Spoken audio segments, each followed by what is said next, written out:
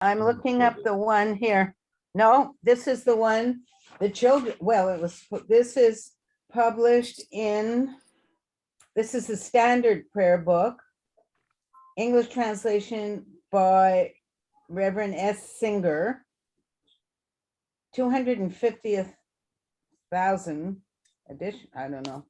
But this one says a cock also, who has given to the 3 for cock 3. intelligence to distinguish between day and night. I am impressed. Usually I don't see that. Now let me look at the third one. Or the fourth one. That's interesting, eh? Those were the old ones. Yeah.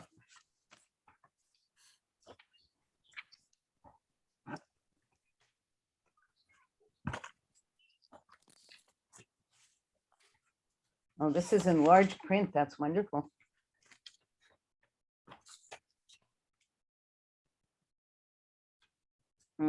Okay, let's move on and I'll find this one.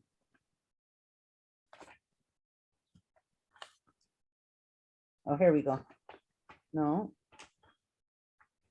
Yeah, this one, Sydney's old one also, who hath given to the cock intelligence to Oh, wow. distinguish between day and night.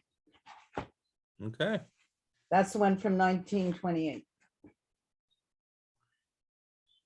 Okay, so now Daily we're gonna have a prayers. bunch of different, because the Okay. second blessing, and certainly in the older Sidurs, will not have this blessing in it. Birchot Hashem Elokeinu melech haolam she'asani b'tzalmo. This is not going to be in the art scroll, and it will probably not be in your older editions. You'll have shelo asani goy. Shelo asani nochri. Oh, nochri. I have. Very Yeah. interesting. Sunny, no. That has not made me a heathen. Yes, Yeah. that's what I have. But Marilyn, your Hebrew says goy.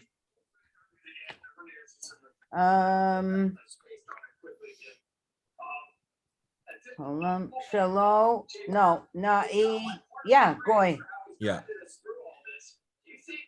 So and so does all of them, yeah. I think.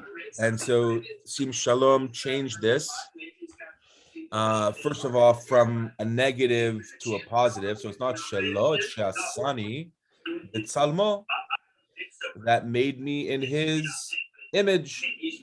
Right? It was the feeling is Shelo Asani Goy was perhaps insulting to the other nations.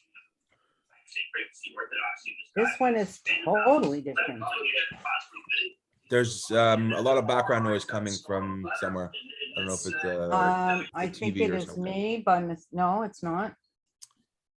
So then we have, or you'll have perhaps as the next bracha, Shelo Asani Aved, that has not made me a slave. I have bondman, Yeah. bondman, And Shim Shalom also changed that one to Shasani Israel, that made me part of the nation of Israel. making you too. The second one, the Spanish and Portuguese is totally different. I What do they think have? it says, "Blessed art thou, O Lord our God, King of the who opened the eyes of the blind." So that's coming up. No, that's the next one. That's in a couple. That was the second one.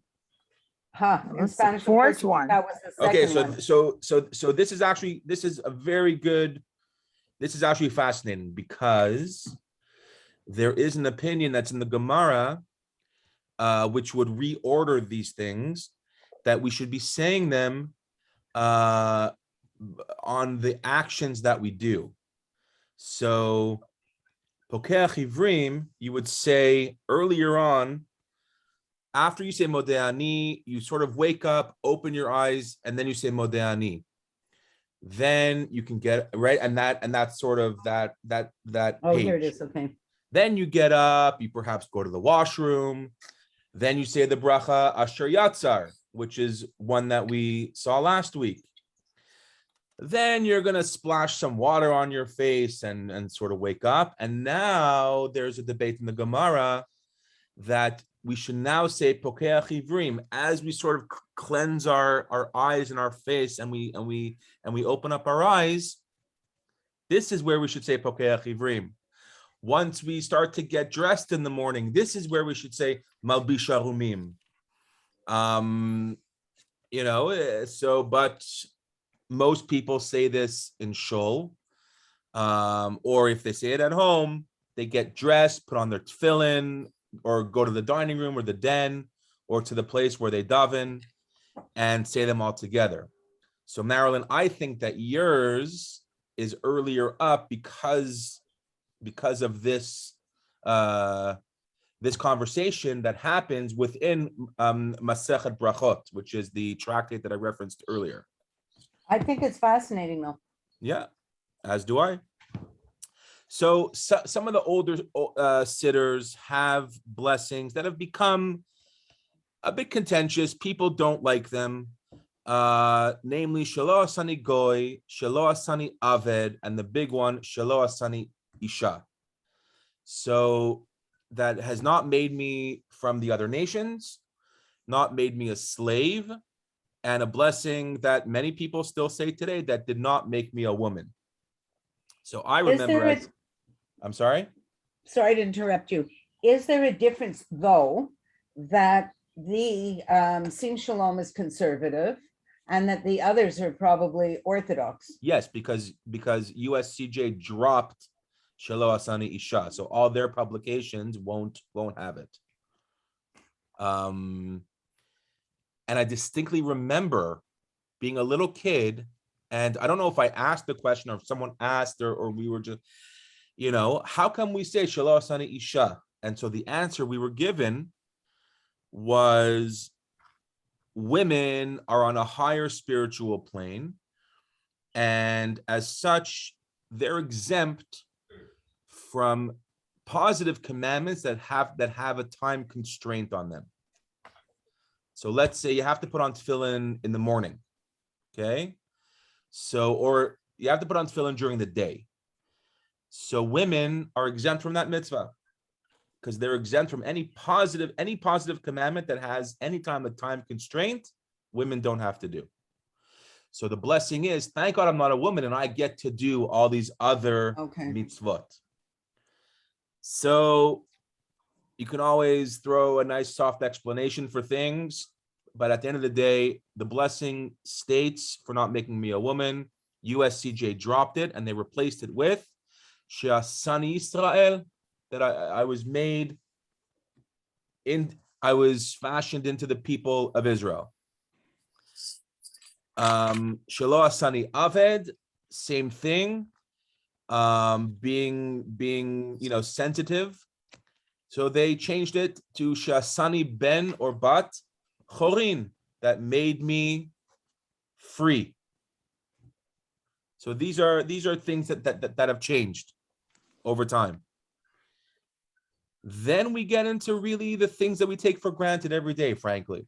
And I wish I had the kavanah to really think of these every morning as I say them. I probably don't. But we thank God for all the physical things. Sorry, Adam. Yes. Sorry to interrupt, but I have this Sidur Shiloh, and after the bracha about Shelo Asani Isha, it says in small letters Nashim Omrim, and then there's a bracha that says Asani Kirtzono, that has made me to his will. Yeah. So if you're a woman, you're supposed to say this one instead of the previous one. I would, I don't think it certainly doesn't make sense for a woman to say Shelo Asani Isha. Right. In fact, you can argue women should definitely say Shelo Asani Ish. But what's interesting, and today with all this different genders and demarcations and everything, it probably could go on much deeper and much more. It could, but you know what?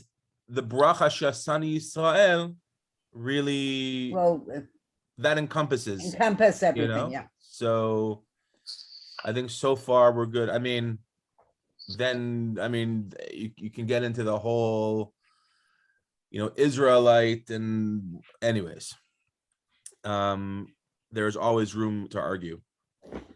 And then the next series of blessings, Pokeach Ivrim, that opens the eyes, or that gives sight to the blind. Malbisha Rumim, clothes the naked. Matir Asurim, who frees those that are enslaved.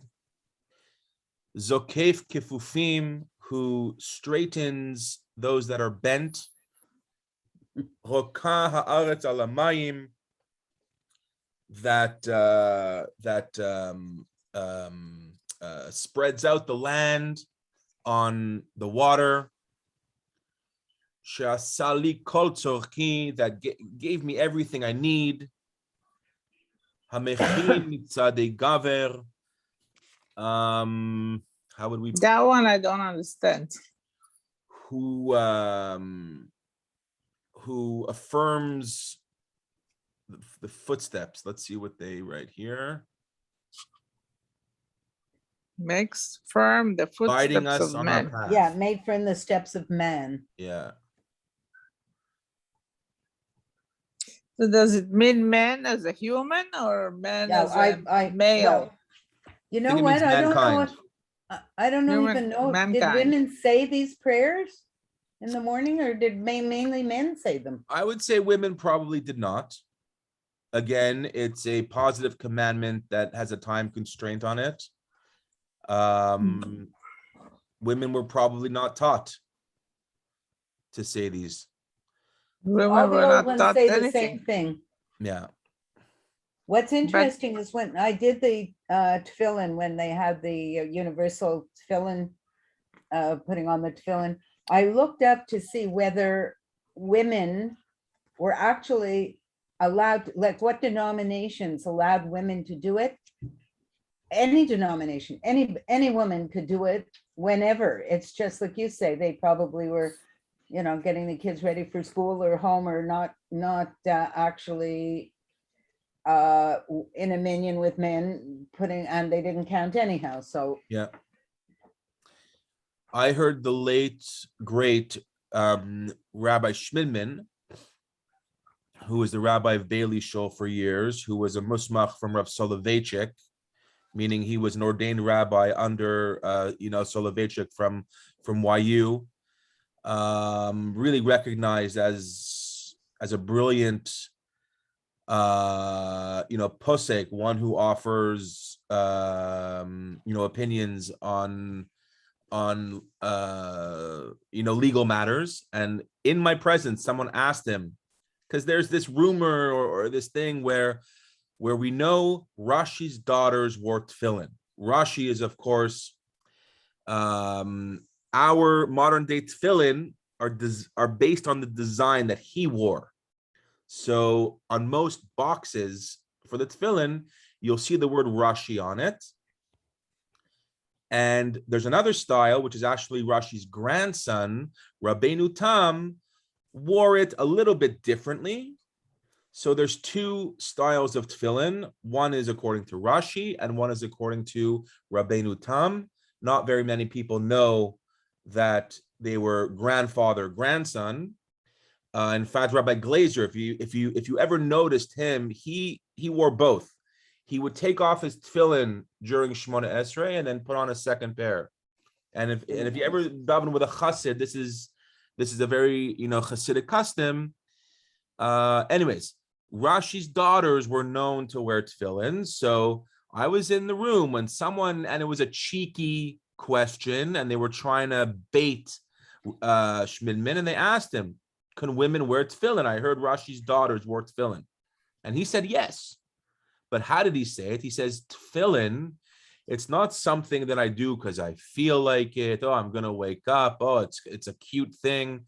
Tefillin is a day in, day out. It's like part of the day, it's so if a woman wants to take on the mitzvah of tefillin, she should take it on, right? But then realize what you're taking on. It's not, it's not something that, that's here and there. This is like one of the most serious mitzvot. In fact, I had the opportunity to meet the Tosher Rebbe, who, I mean, you know, despite what I think of him and certain of his views and certain of the views of that community, I don't argue the fact that he was a brilliant Torah scholar. And when I met him face to face, you feel that this guy is just operating on another plane. He you know, and when he started to ask me questions, first of all, the fact that he was even engaging in conversation with me really kind of amazed everyone else. And he asked me if I keep Torah mitzvahs, right? So say, I mean, this is also 20 years ago. So I said, you know, I'm not going to lie. So I said some, you know, I'm not going to say all, certainly, you know, according to his, you know, standard. And then the one mitzvah that he told me to make sure that I do is tefillin. Always sort of stood out for me. Like, what, you know, out of all the mitzvahs, he didn't say kosher. He didn't say keep Shabbos. He didn't say this, didn't say that. You have to put on tefillin every day. And I always, it's since then, it's up the ante for my feeling towards tefillin, you know? And it's very interesting on a personal note, when I did the tefillin, I did it twice. And you know that I'm egalitarian and whatever. I felt like I was kind of trespassing on a male domain. It was very, very interesting. I really felt something doing it, but I wondered how the other males in shul felt about a woman. It was quite the experience. I'm sure it was weird for you, and I'm sure it was weird for some people to see you wearing tefillin. Mhm. It's just because it just hasn't been done. You know, it's anything that you don't do or that's new. It's sort of weird at first, and then it just becomes normal. Speaking of which, I need to get my tefillin checked. So this is like another reminder. And then, of course, Have you heard of the books, Rashi's Daughters? no. I Oh, want to there's, read it. yeah, I read Oh, I'm gonna them. get it though. There's 3 books, one for each daughter. They're quite interesting, because they really put you in that time frame and Oh, wow. yeah, like really see how they lived. But there's one part where they're talking about exactly this, where I think it was the oldest daughter wants to put on tefillin, and she has a discussion with her father, and he says it's, you know, it comes from this because he's basically telling her, if it's something that you want to do, you have to embrace it and do it every day. And she decided to do it. So she started doing it every day. And I remember one part was she was describing how she felt enveloped by it, you know, and she liked doing it. So she actually took it upon herself to do it every day. Cool. Yeah.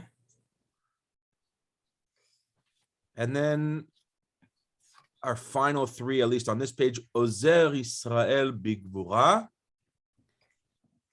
Anyone care to translate?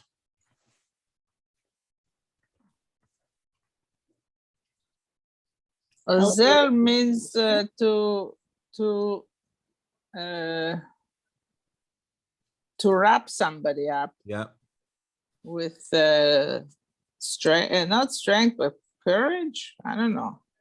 What's Gvura, the you can say is strength or Gvura? courage. Heroism. Yeah. Let's see how they translate this one. Strengthening the people Israel with courage. Mm-hmm. Strengthening would be with yeah, az is strength. Az with an aleph. Yeah. Oter Israel betifara. Crown us the children of Israel with glory. Beautiful. Great translation. That's And what's in my hanoten book. layaef koach. This is a good one for me. Mm. That gives to those that are tired koach, strength. Strength. To the weary. Strength to the weary. Of course, I don't think they mean just tired from a late night or Yeah. from, yeah. And then I really never understood why this was attached. This last bracha, I think our shul also doesn't say it out loud. No. It seems that the custom is, in at least all the shows that I've been to, we finish this one aloud and then we start this one silently. And I've never understood that. I would think we would do this one out loud, me'afapai, and then do the Yehi Ratzon silently. Really never understood that. Hamavir sheina me'enai utnuma me'afapai. Who passes over the sleep from my eyes. Utnuma me'afapai, something from my sleep. Slumber from my eyelids. Slumber from my eyelids. Beautiful. It means that your eyes are awake, but they're not sticky and everything. Your eyelids don't keep shutting on you, even if your eyes are awake. The tiredness takes away tiredness. And then we'll just end off in this paragraph. May it be your will. Hashem Elokeinu v'Elokei Avotenu.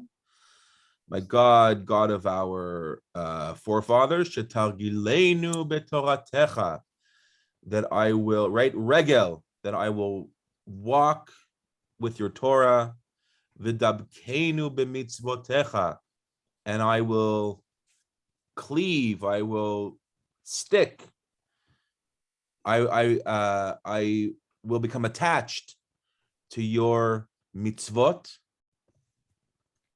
Ve'al tivi'enu lo lidei chet, and I will not be brought to chet, to sin, ve'lo lidei avera ve'avon, and not to other types of transgressions, an avera and avon, ve'lo lidei nisayon, and not to a test, lo lidei bizayon, not to something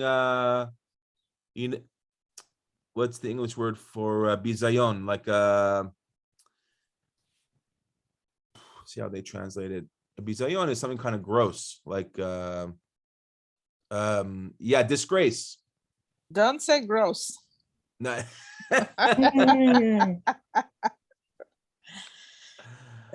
Ve'al tashlit banu yetzer hara, I will not have my yetzer hara, my evil inclination, v'harchikenu me'adam ra u'mechavera, and distance me from an evil person and an evil friend.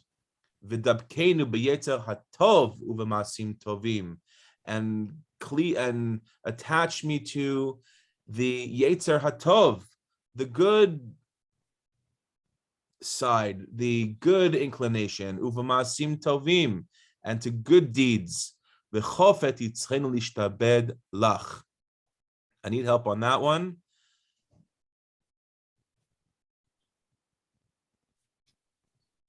Force our inclination to be enslaved to you. Oh, nice. I would say. That's good. That's from my head, not from my book. That's a good one.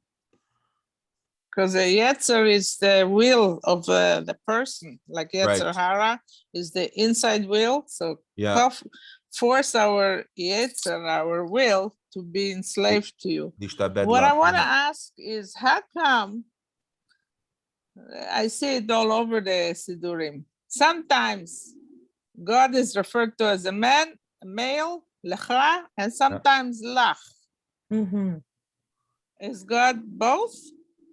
God is definitely both. Does it have to do with the verb? No, it has to do with the subject, with the end, with right. the I don't know what you call it.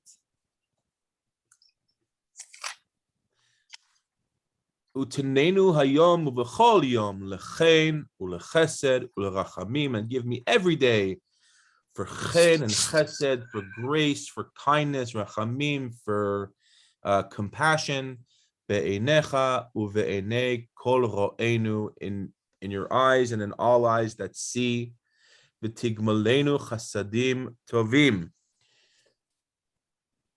V'tigmalenu, Gail, how would you translate that?